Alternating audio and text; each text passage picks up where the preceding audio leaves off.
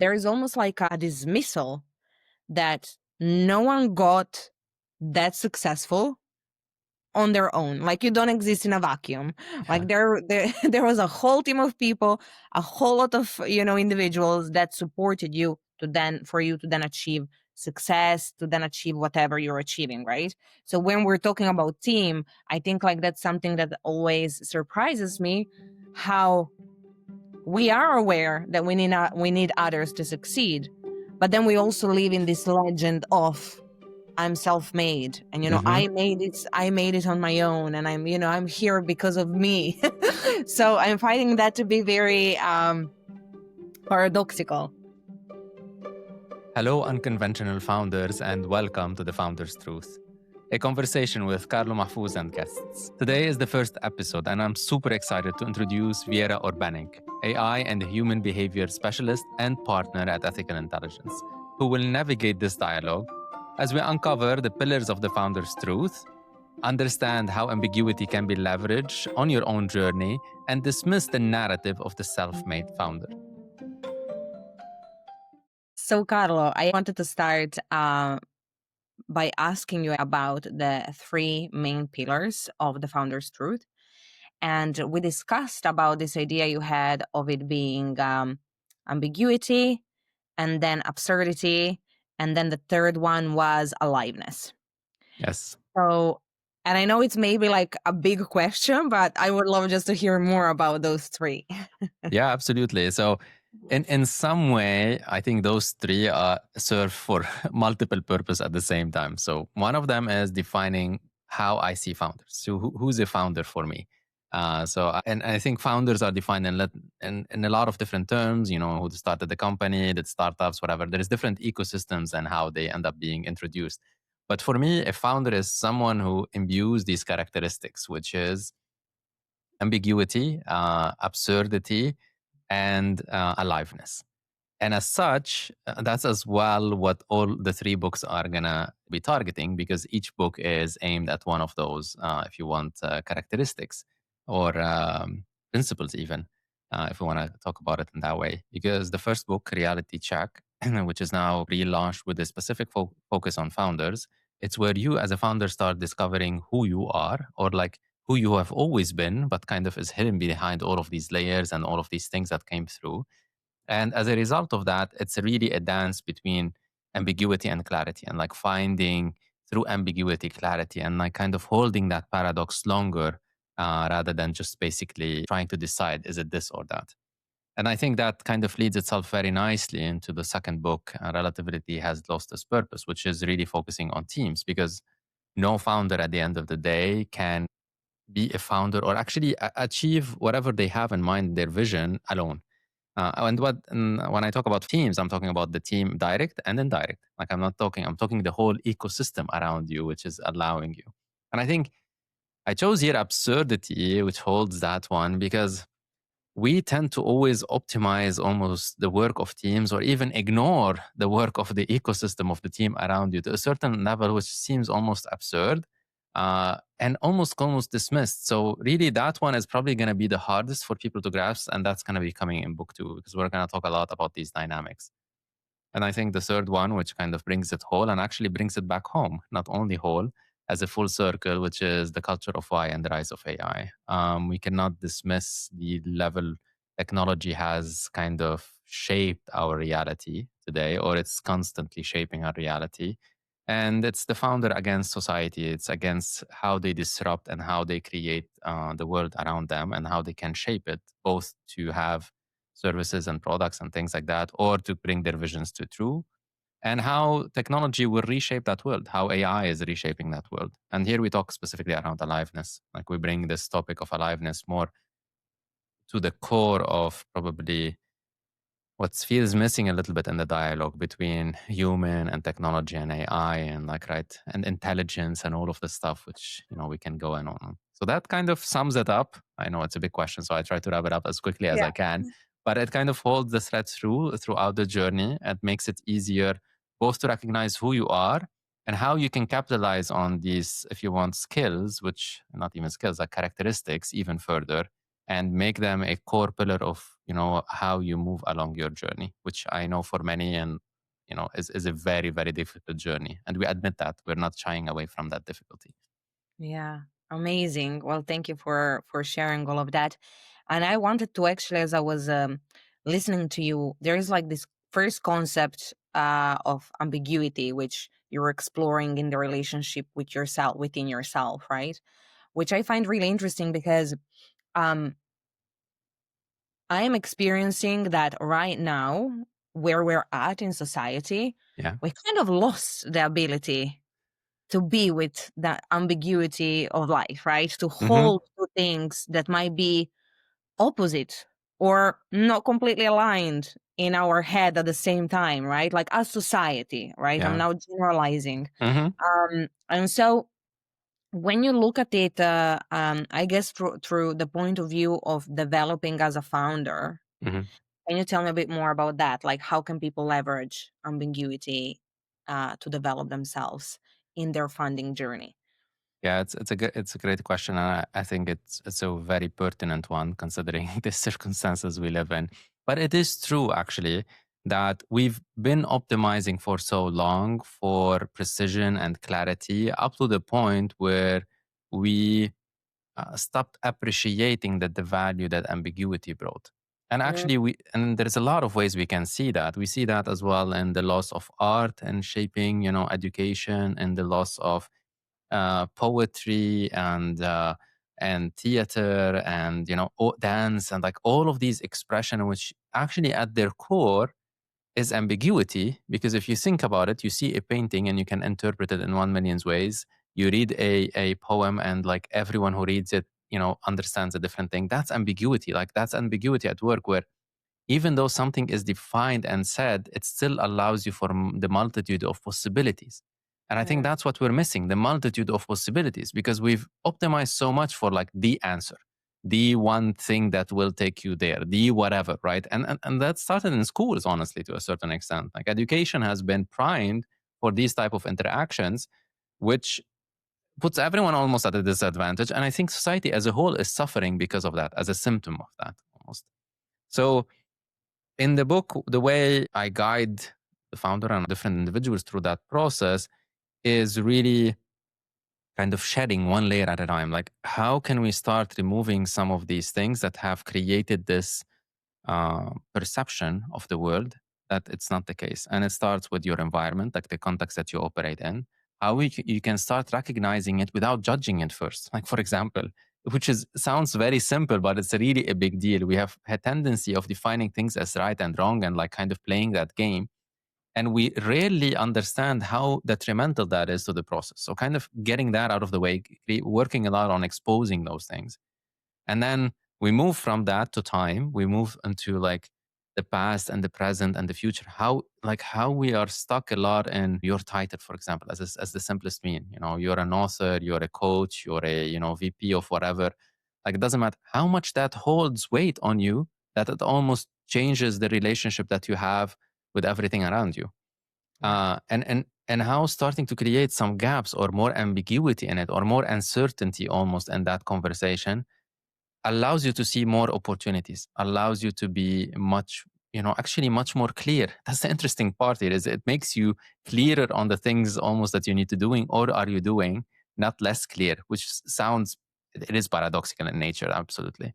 And I think the last one, just really quickly, it comes to you as an observer, as someone with, you know, I started with language because we really underestimate the influence of the words. So I start from external, which is words. Like we really underestimate how much words shape our reality and how we are hostage to that reality, which is shaped by our words in retrospect. So there's an interesting dynamic there, moving internal to kind of the biases and the things in your history. Like I call them anchors, like things that hold you down, good or bad. Like, right, you probably you're someone who care about family a lot, like that's something holding you. It's good, it's not, I'm not judging it as good and bad, but it's something you need to recognize because it shapes your priorities, it shapes your view of the world. And I kind of bring it home with listening. I believe we lost patience for listening, and when I say listening is listening to what's happening now, not sitting in your thoughts, not sitting in with the future or the past or whatever in that. And I think that's a very simple thing to do and a very hard thing to do. Amazing. Thank you for sharing that. And I can absolutely see that, just I think there is something you said which made me think, and it was about the fact that, we optimize so much for clarity. Hmm. And I think in this optimization, you know, whenever you try to simplify something, there is all the different complex, like if it's complexities or nuances that then get lost, which Hmm. are the ones that give flavor to the world in itself.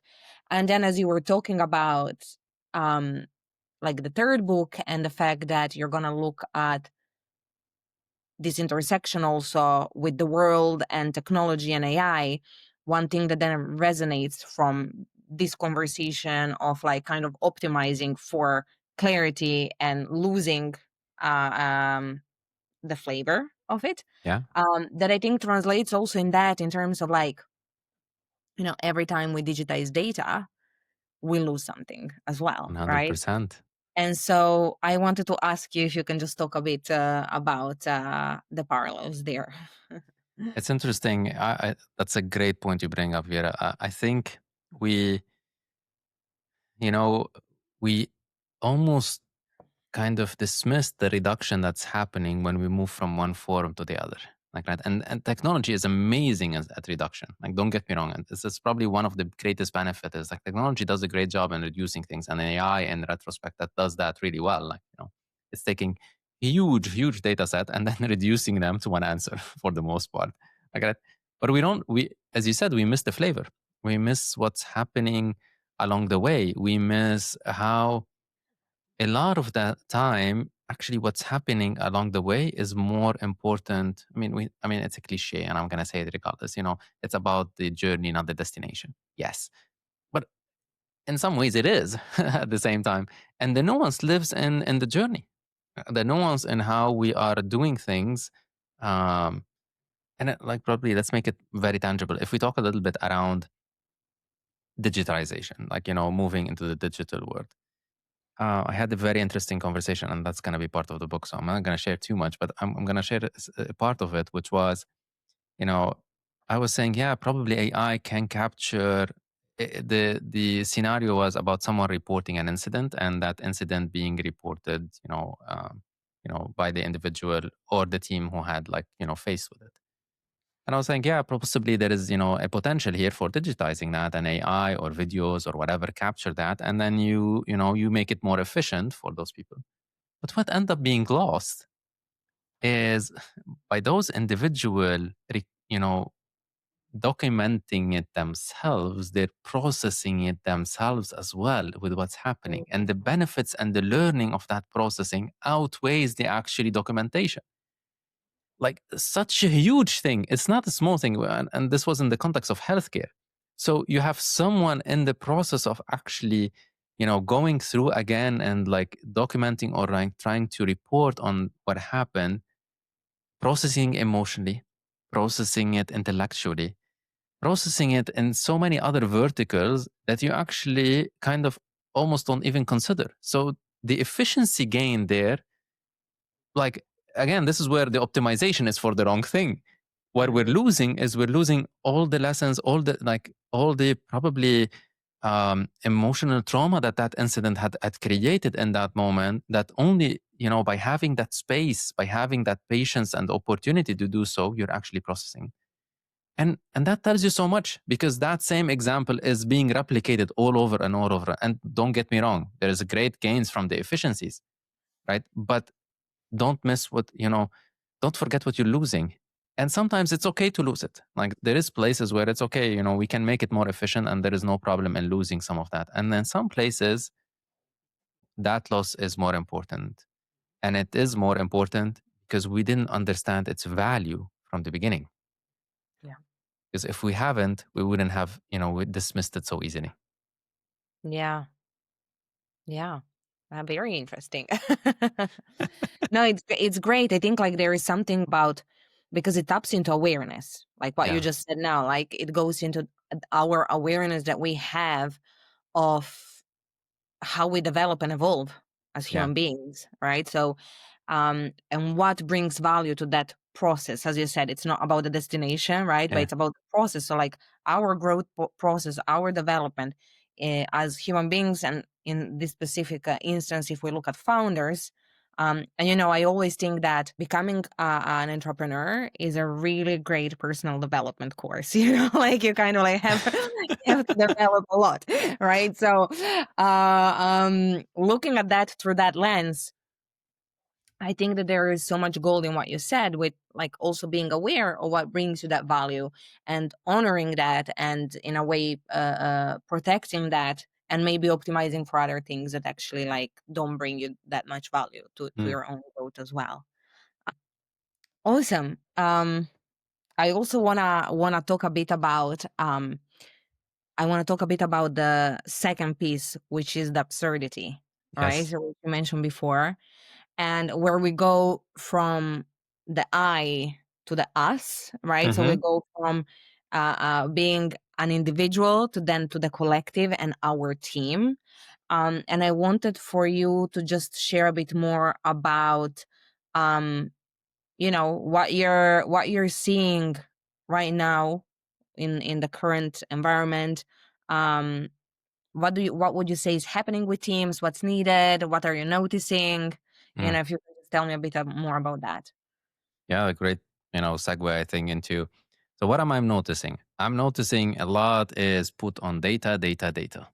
Right? Everyone wants to collect data. They want it for the performative kind of, scorecards or whatever you name it, in any process that you are following. I don't care, whatever. And it's just it ties really very well with just with what I just said, which is what are you end up optimizing for by actually following those reductionist kind of numbers that are reducing so much that is happening in your team dynamics into numbers which might dismiss actually what's creating the value. We can talk about that a little bit more, directly. So, ev- you know, you end up measuring a lot of the times the outcomes, the performance, the time spent, all of those things. But for example, you don't measure. I've yet to see, for example, the level of transparency or the frustration, or like really actually what drives the team dynamics to be working or not working. No one has actually, and to be fair, they're hard to measure. Like, don't get me wrong. It's not that they're easy to measure and like we're ignoring them, measuring them. They are hard to measure, but that's where the ambiguity kind of comes and marries the absurdity almost, is the things which actually make the teams work are less so the things that you are measuring. Again, that does not mean don't measure. That's not the point. The point is don't underestimate the other things that are happening in the context of teams that is actually what makes them work, not necessarily what doesn't, make them work. And this is where I think a lot of basic concepts, honestly, around trusts. I think you just wrote a beautiful article around it, which I think is really important and key here. We observe these behaviors as a as part of an ecosystem, not as actually part of an individual skill almost, and yet we try to achieve them as as an individual kind of skill. Like, fascinating, like how we completely miss the point. So you have something which presents itself as a function of the collective, yet we end up going and say, let's build trust, let's build transparency, let's create whatever psychological safety. I'm like, what is such bogus? You cannot build these things, because at the end of the day they end up representing themselves as a function of the whole, not as a function of you as an individual. So, and I think that's where it becomes really interesting. And that's the things I really want to bring out in the book, which is, I would say a lot of the times people attribute to them to like a cultural components or, soft skills and whatever. Yeah, these are the blurry, ambiguous things that we cannot really put our finger on, and we really want to put our finger, but that's really what make the team, tick, that what make the team actually work. And if those things don't exist, we usually try to justify them by any other means possible. And that's where the data becomes completely useless, because then we start to try to create correlations which are completely absurd, and this is where the absurdity starts kicking in, to justify the behaviors that we're seeing and saying, oh, this is why it doesn't work and this is why it works. Yeah, I mean, um, it's um, it's really it's actually quite surprising how we as people, like, if you think about it, a lot of the things you mentioned that exist in a perceived culture, Yeah. like trust and transparency and collaboration and so on, like these things ex- like exist in the shared space between people, right? They Yeah. don't exist, as you said, as a adjective almost of a person, right? We say like, oh, she's a great collaborator, or Uh-huh. he's trustworthy, or like we attribute these qualities to people, but actually they they arise in the in between Mm-hmm. all the people involved. And it's something that, why I'm finding it surprising, is because it's almost like there is a lack of awareness that people have of that. But I also think that with with what you mentioned about data and becoming basically absurd within all of this, I think that there is another interesting point that I would just add, which is, I think that we live also in the time when there is like, we have this legend of the self-made person. Yeah. And I think that's specifically true in Western culture, maybe even more so than in other parts of the Mm-hmm. world, where there is almost like a dismissal that no one got that successful on their own. Like, you don't exist in a vacuum. Yeah. Like, there was a whole team of people, a whole lot of individuals that supported you to then, for you to then achieve success, to then achieve whatever you're achieving, right? So when we're talking about team, I think like that's something that always surprises me, how we are aware that we need others to succeed, but then we also live in this legend of, I'm self-made, and Mm-hmm. I made it on my own, and I'm here because of me. So I'm finding that to be very paradoxical. Yes. And I don't know if there's something you want to add on that. No, I think it's spot on. It is, it comes back a little bit, and I think that's a really interesting. It comes back to the clarity. It's much easier to justify things for yourself and like put them on one rather than putting them on teams. Like, right, even if you think about it into like what, even in an organization, what do usually they measure like revenue, like for the most part, because that's the, and then for example, salespeople can measure their own revenue very easily. But try to ask a product manager or an engineer to understand that the value that they like, right? You see how this breaks like almost instantly, like very tangibly. And I think this self-made kind of, person. The interesting thing is in all of the three books, what I'm really trying to get you at is in the reality check is where you disappear. Like there is the whole point of removing all of these layers is for you to be so present that you disappear. And that's a very difficult concept and very it's simple. And actually the same applies into the two other books, except it shifts from you dissolving between you and the teams. There is no boundaries, and what that relationship create when those boundaries no longer exist. And the same is with society and the whole. And actually, it becomes actually very, very difficult when it gets to the society level because the distance is very, very far. Like that, especially in on this legend track, because unless you are really someone very successful or etc. And actually, even in that case, you're creating a silo of you, like which is making you distinct from everyone else to a certain extent to make you, almost be visible. So I think that's probably one of the really interesting as well shifts that needs to start happening, which probably you're gonna resist. I think a lot of people are gonna resist in their journey and like because everyone almost I think it's really interesting. Everyone keeps telling you like, it's up to you, right? But is it really up to you? Like Mhm. that's what no one wants to accept as well. Is it truly, really up to you? And I think what's always missing from founders who are successful and not successful is no one talks about the advisors and the coaches and like the money and the finance. Like no one talks about these things. as if those are given. And yet those are the foundation that you actually stand on. Like without them, no one actually gets anywhere, period. Like I don't care. I literally don't care who you are and whatever the story you kind of bullshitted yourself into after the fact you tell people. Like I'm going to put it in that way because everyone is like have this amazing story or whatever. Like that narrative is complete BS. The reality is there has been, even this one friend, the client eventually who basically bought into you when everyone thought what you're talking about is total BS. Like literally that's not you alone, period. Yeah. And I think that's really critical. Like it's really critical to just, shed a light on it. I'm not saying we're gonna, crack that, but like expose it again. Because I think to your point is that story has become the, de facto narrative that everyone needs to follow. And no wonder, you have so many people failing. Like really no wonder you have so many people failing because they don't have any of the foundations around them. And they keep saying like, oh, it's on me, on me. And when we end up with on me, we end up with burnout, overwhelm, people basically, burning it at every single end, and depression eventually. Unfortunately. Yeah. Yeah. Well said.